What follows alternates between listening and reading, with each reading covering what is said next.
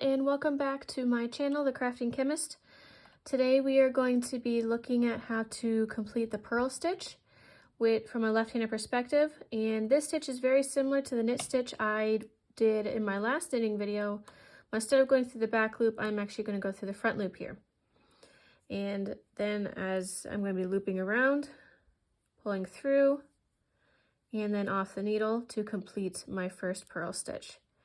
To show that again, I enter the front loop towards myself, loop around, pull it through, and off.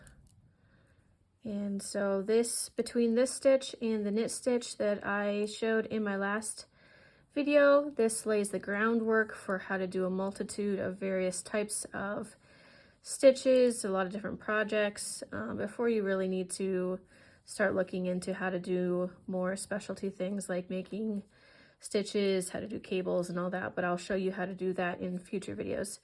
But I hope this helps in how to do the purl stitch. And so I hope that you have a fantastic day, and I'll see you for my next video. Bye.